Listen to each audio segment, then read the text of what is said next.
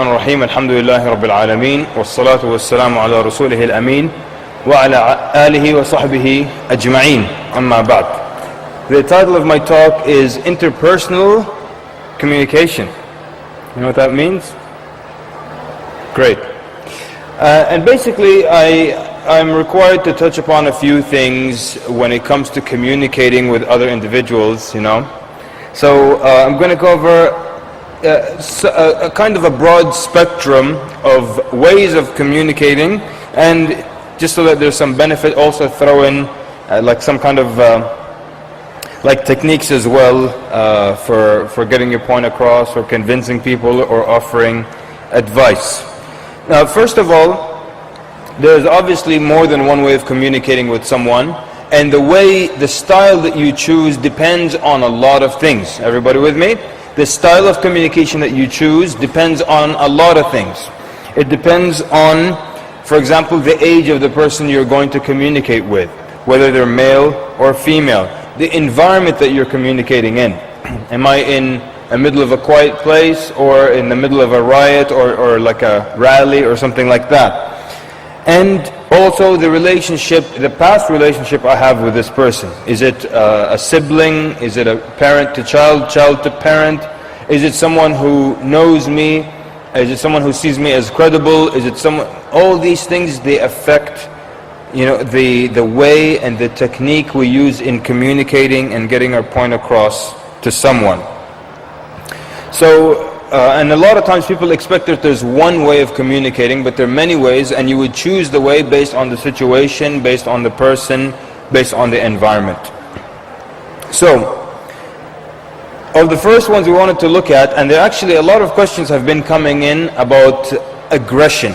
You know, aggression in either in da'wah, or in fixing a situation, or in changing someone's behavior.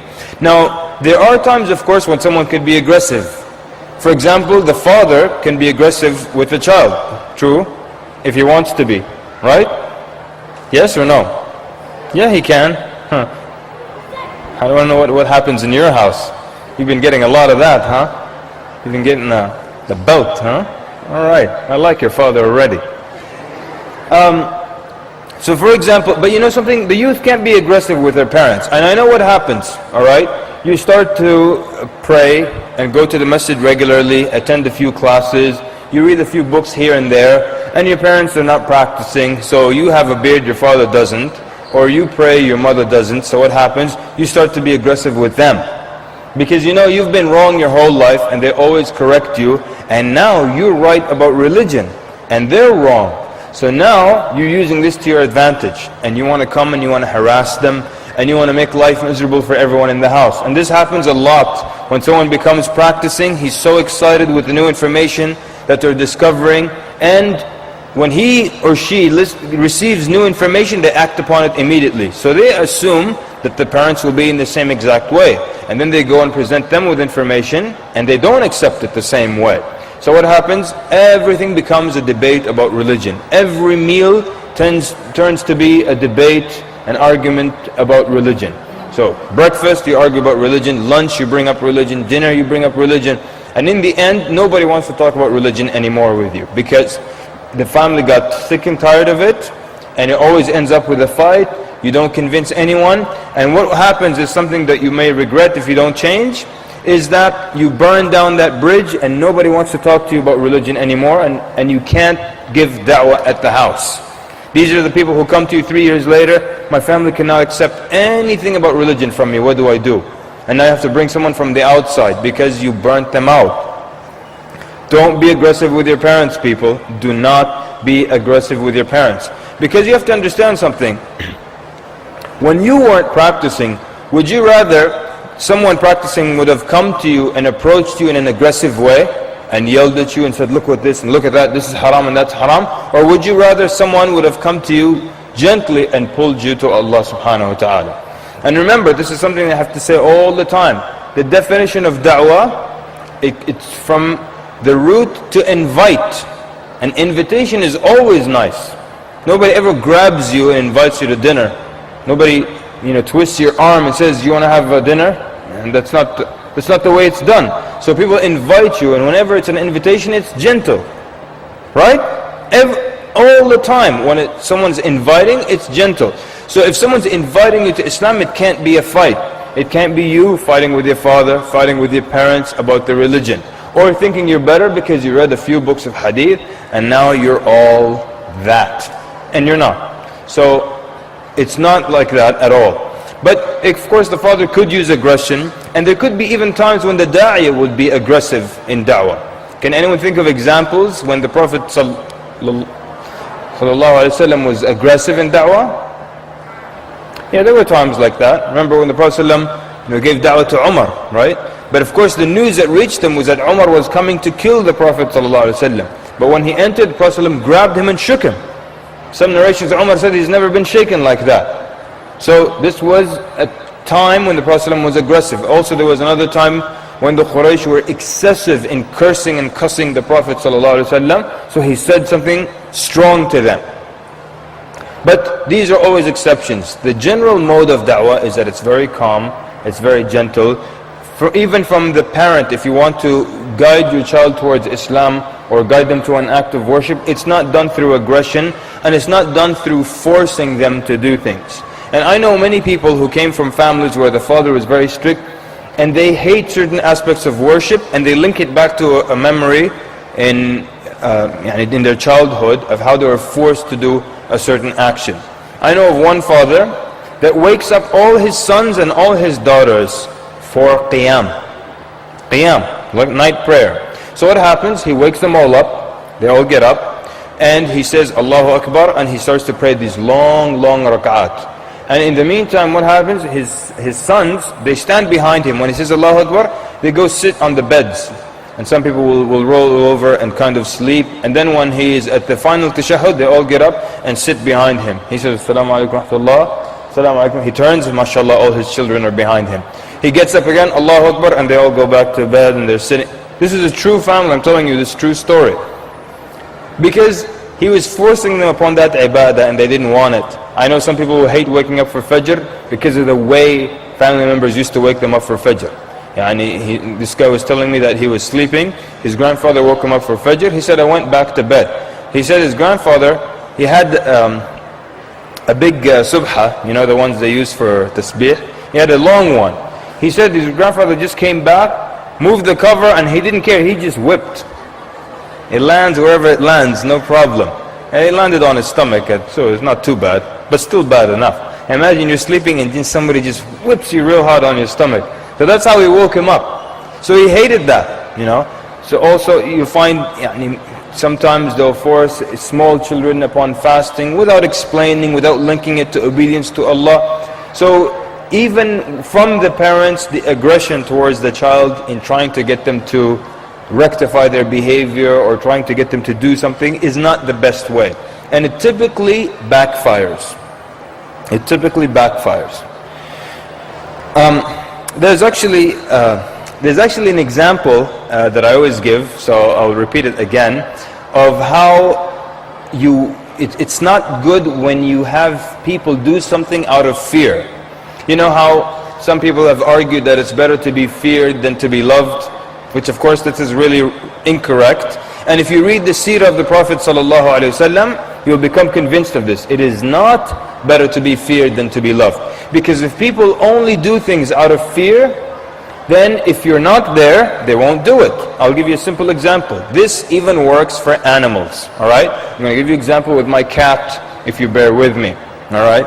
So I have this cat, and it used to like to sleep in the bedroom, but it was a long-haired cat, so the hair would be all over the place. So my roommate said, please don't let the cat into the bedroom. So he figured he's going to teach the cat to not go into the bedroom. Every time the cat would go into the bedroom, he would yell at it, and the cat would run out. So I noticed then, when nobody's in the house, when I'm not there and he's not there, and I open the keys and I'm entering to the apartment, when I open the door, I see the cat running out of the bedroom pretending to be in the living room. Why? Because he's trying to teach it through fear to not go into the bedroom. But when nobody's there and there's nothing to fear, it goes into the bedroom. Similarly, those of you who own cats, sometimes the cat likes to jump up on the kitchen counter. So most people, the way they would approach the cat would just yell at it. It gets up on the counter, it gets down.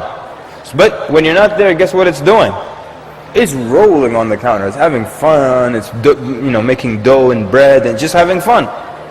So one way to actually, or two ways to teach the cat here is, cats hate water.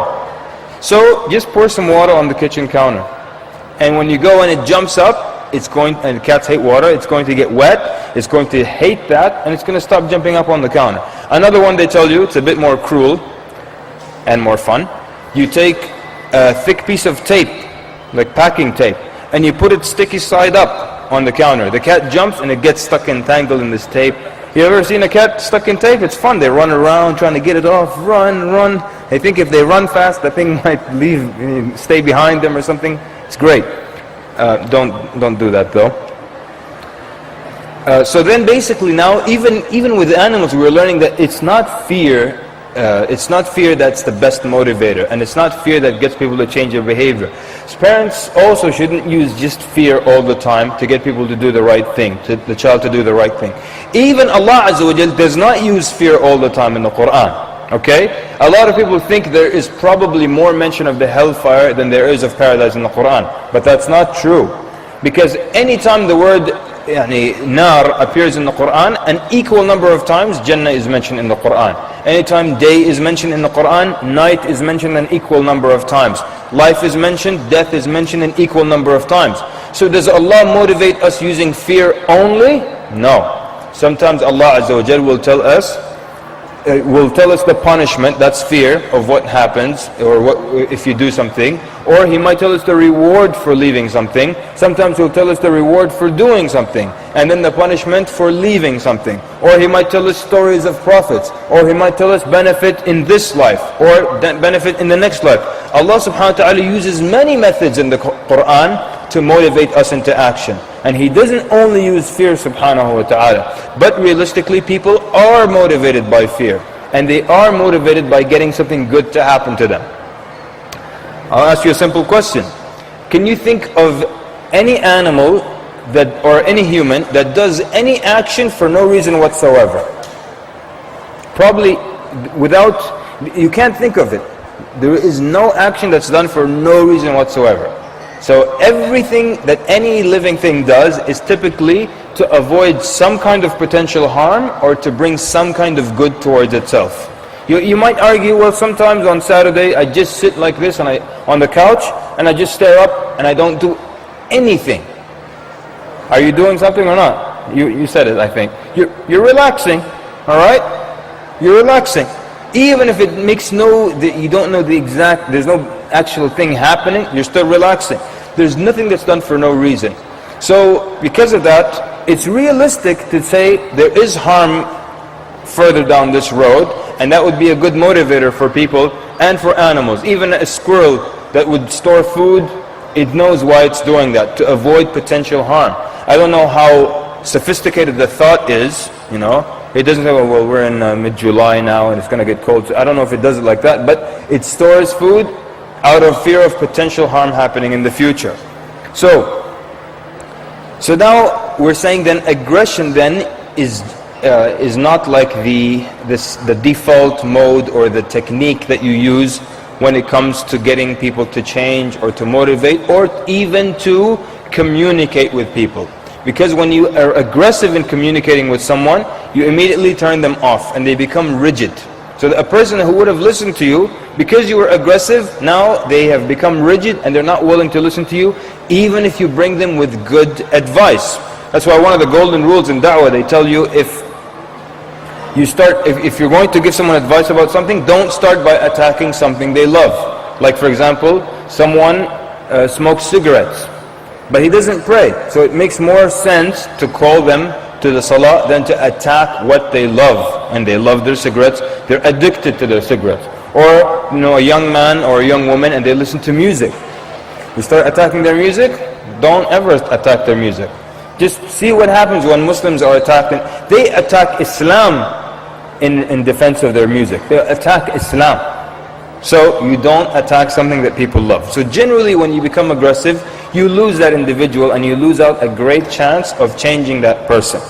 And of course there are always situations where aggression may be the best thing. But it's not the norm, okay? It's not the norm. I'll tell you something. There was, okay, let me just not mention names nor places, but there was a man who went and sat down with a Muslim da'iyah. This man was a preacher. He went and sat down with a Muslim da'iyah. The da'iyah was very, very, very aggressive with him. And that man became Muslim. Alright? And then he tells people, if that man was not aggressive, I wouldn't have become Muslim. Does this mean we should use aggression as a general rule now? No, that was just an exceptional situation. An exceptional situation. Okay, so that's when it comes to being aggressive. And be careful in how you use this. Be gentle with your parents. Be gentle with your loved ones. Because remember, you want people genuinely to be saved from the hellfire. That's your whole point of talking to anyone. So why would you be aggressive? You might lose them at that point. So be gentle with people, invite them nicely. And this is one of the things about changing the munkar. Whatever reprehensible action you see, you have to change it as a Muslim, right? And we all know the hadith, very popular hadith. The Prophet sallallahu alayhi wa sallam said, "Man ra'a minkum munkaran falyughayyirhu biyadihi. فإن لم يستطع فبلسانه." So whoever of you sees a reprehensible act or a munkar or something that's not right, he should change it with his hand. And if he can't change it with his hand, then with his tongue. And if he can't, then with the heart, and that's the weakest of iman. So some people read this hadith, and it's a very popular hadith, but they understood that the hadith is saying this is the order in which you change things. This is the order. The hadith is not talking about order. And the scholars say the instrument of change depends on who and what is being changed. And I remember this when I was a young man, many years ago. I was in a masjid, and this one man did something, and this other old grown man, okay, not old but grown man, maybe early 50s or late 40s, smacked the other man, grown man. So the man says, "Why are you hitting me?" The man said, "The hadith said first with the hand, then with the tongue. So even if I'm able to speak to you, if I'm able to hit you, I'll deck you, because that's what the hadith said." No, the hadith is not saying this is the order of things. The instrument of change will be based on who and what needs to be changed. So sometimes you can change something with your hand, but what if it involves destruction of property? Can you do it? Someone else's property, can you change it with your hand? No. What if it involves that it's going to cost someone money if you destroy something? Can you do it? No. But a father, for example, can he change with his hand if need be? Is it possible for him? You know the answer. Yeah. Right? Your father's going to fix a couple of munkarat tonight, I think. It's going to be great. So the father, for example, if he felt the necessity and wanted to give the old backhand to the kid, absolutely, by all means, and he has my full support in doing so. So that's a possibility. But you can't go into someone's house and you find that, for example, they have pictures hanging or little statues and start breaking them or anything like that. You're not allowed to do that, or break someone's television, as we discussed yesterday. So the instrument of change depends on what or who it needs to be changed. And so it's not the order that you start with the hand and then the tongue and then the heart. But typically most of the situations will involve the tongue first, that you would speak to someone about changing the munkar. Okay. So when it comes then to communicating, sometimes there's something which is really nice for and beneficial for us to know, known as rapport. Rapport. R-A-P-P-O-R-T. Rapport. And rapport basically is, that's really how it's spelled, by the way. Some people are laughing like I'm being funny. So rapport basically is when you establish some kind of relationship with someone. I'll give you some scenarios, whether it involves Muslims or non-Muslims. Basically, let's say there's a new security guard in your apartment complex, and you want to give him da'wah. But it's kind of weird that from his first day you're going to walk up to him and start immediately, do you know anything about Islam, and so on and so forth. So what you do, you establish rapport. So you start to talk to them first about the weather, you're new here, this and that, the parking, whatever situation. Now he knows you and you have some type of speaking relationship. And then maybe the second time also you just talk about something else. Third time now when you want to talk about Islam or something like that, or give nasiha, it's not too sudden because you have already established some kind of relationship with this person. I'll give you now an example of rapport with Muslims, all right? And this is actually a true story, all right? Now, what happened was at the university where I used to be in Virginia, in the third floor, there's the musalla where all the Muslims go to pray. And there's also, right next to the musalla, a bunch of Muslim young men and women who just sit there and play cards all day. All right? They just, they're all giggling and they all lean on each other and they're, mashallah, open and all the other. So they see people going to the musalla and they never get up and pray. So one time during one of the meetings they brought it up because now our job as the Muslim Students Association is to give da'wah to Muslims as well. So we're like, okay, we have these Muslims who sit right next to the musalla and none of them get up to go pray.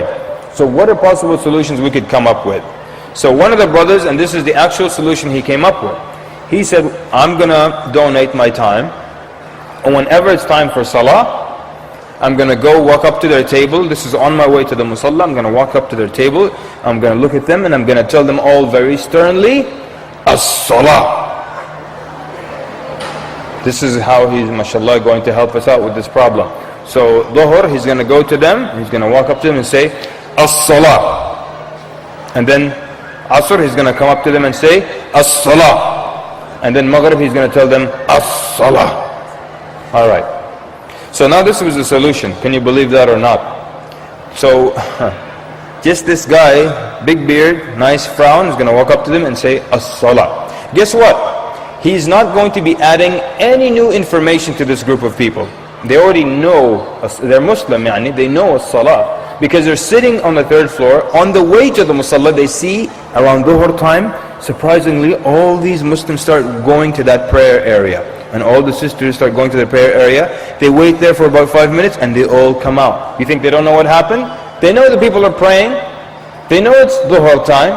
And then asr time, they see all the people going towards the musalla, staying there for a while praying and then coming out. So they know the people are praying asr. So when you come and tell them as-salah, you're not adding any new information whatsoever. It's not like they're going to be playing cards. You tell them as-salah, they're like, oh, as-salah? Oh, that's why all these, look, salah people, yallah. That's not, you're not adding new information.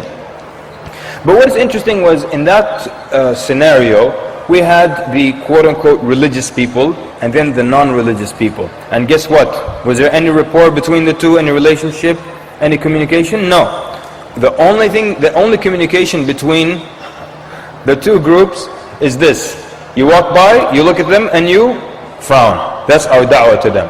Alright? So you walk by, you see them, and then you go away. Can you imagine, and he's being with that group, and you sit there and every day about 50 or 60 religious Muslims will just come and walk away. So what's with religious people with the frowning? They're just sitting there and people giving them dirty looks, dirty looks, dirty looks. And these dirty looks are going to tell them, Wallahi ya akhi, Wallahi this is a beautiful religion. I want to become practicing so I can be like these people and give people dirty looks all the time. It's not going to work like that. So one of the things I suggested is, why don't we mend the relationship with these, establish some kind of relationship with them. Imagine someone did this to them. So all the Muslim religious people and the good folks come by and give them these dirty looks, intermingling, playing cards, not praying, haram. They go away. Imagine one of these religious people comes to them one time just with a bowl of candy and he gives everybody one. He gives them salam, how are you guys doing? What game are you playing? He's not even interested, but he asks them, what game are you guys playing? And they say, we're playing this game or that game. Then he goes away. Another time he'll come and he'll just chit chat with them, give them salam or pass around candy again. What do you think would happen in their hearts? They'll think, wow, most religious people just frown at us. But this guy, he's a religious person, but he's a nice guy as well. He comes and talks to us, he passes out candy, even though we're all intermingling. We're not saying he should sit and start playing cards with them, right? But just establishing some kind of rapport, some kind of relationship. Then you think if he comes to them one time and says, You know, you guys are a nice crowd. I always like to come see you guys and give you salam. But I noticed you guys never come to the musalla. And I just wanted to tell you, come. You've seen the salah, it takes about 5 minutes tops. Just come pray and then come back to your game. What do you guys think? Do you think perhaps he stands more of a chance that he might get his a response to this da'wah? No doubt. Now, is it guaranteed that it may work? No, it's not guaranteed. You know, and that's why and you try and you do your best, and if it works, alhamdulillah. If it doesn't work, guess what? You still get your reward, inshallah, for that. Sometimes you follow all the rules and it doesn't work. I remember one time there was this sister in her hijab. She was very active with MSA, then she started smoking. Alright, it's still in hijab, but she'd just be puffing away, always puffing away. And she stands out with a bunch of thugs in front of everybody, in front of the cafeteria. They're all smoking and being thugs and stuff. So the sisters told me, you know, you are kind of like her older brother, inshallah go give her advice. I said, okay. I followed all the rules of giving advice. You praise the other person, you recognize whatever good is in them. And I did all the rules, followed the rules to the T. Oh, she let me have it. She let me have it so bad that for the rest of the night I was just like this. And my friends would tell me, what's wrong with you? I'm okay, I'm okay. She just went off. He said, you are not the imam here. Who do you think you are? And she just went, you know, the whole 9 yards. So of course it can backfire. Rapport may not work, but you do it, you try to have some finesse, some kind of diplomacy in your attempts and in your techniques. Now, so you know, like we were saying earlier, that the earth that Allah created works through being balanced, and therefore the humans that Allah created to put on this earth also must work through a system of balance. And so you never want to be too far on any end of the spectrum. The middle is always what will work best. So the middle is that you're kind, you're gentle, and you're between being aggressive and between being too passive and too weak and not able to speak out or say anything. And sometimes people confuse being very passive with being having haya or having modesty. And there is a difference between the two. So, and it's not necessarily also just being humble, but allowing yourself to be humiliated by others. Not when you humble yourself for the sake of Allah subhanahu wa ta'ala. And so, because the Muslim always holds him or herself in high regard, right? Because this is what we call izzah. You feel honored, you feel the dignity and honor that Allah Azza wa Jal made you a Muslim. So you do not lower yourself and abase yourself and humiliate yourself in that sense. But again, it's always a good balance between, whatever two extremes of emotions or forms of communication. Always the balance is what will work. There will be exceptional cases, and then in that case, that's when you use it appropriately. But for the most part, always the middle. Love and hate, for example. Love and hate, you'll find people also going to extremes in loving and in hating. And in Islam, it's not necessarily always black and white. You can hate something about someone and love something else in them. So for example, let's say there is a brother who gives a lot in charity. He's one of the best people when it comes to helping the poor, the needy, the masjid. He gives a lot, but he has some other bad traits. So most people, and I know especially young people, they either just want to love him or hate him. And most of the time they'll choose to hate him. But in Islam you can actually love him for his generosity and dislike the certain bad thing about him. So there can be gray. It's not just black and white. And this is again the middle path when it comes. So someone, does some bad deeds and everything, but they have one good deed. You can love him for that one good deed and hate the bad deeds about him. And it's not that we just go around hating everyone because the bad overweighed the good or things like that. But there's always, you're taught to always look for that light. Yeah? I think I've gone over. I was supposed to do some Q&A at the end. Of course, let me mention also that even then, even with trying to be peaceful the whole time, there will always be an extreme situation where you would go to the other end. Yani for example, in Islam, because it's realistic, it does recognize times when you have to defend yourself. And sometimes defending yourself would be physical, self-defense, right? Even though you're supposed to be gentle and you're not supposed to fight. But that's also more realistic than telling you to turn the other cheek all the time. That also is not realistic. So for example, if someone enters into your home, they start slapping around your children, and the father's not just going to sit back and say, oh, son, turn the other cheek. It might be in your case, right? Father will be like, yeah, actually I was going to give him a beating anyway, so go ahead. But for the most part, this is a time when the father will go and want to defend the person here. Because it's not realistic to expect people to turn the cheek or turn the other cheek all the time. And that's why I'm telling you, every time in Islam you will find things to be very balanced. It's not just one way or the other. But for the most part, the middle path is what's best and chosen for us. There will be extreme situations when you go to this end or you go to the other end. طيب, how about I stop here, Ya Abdul Wahid? Huh?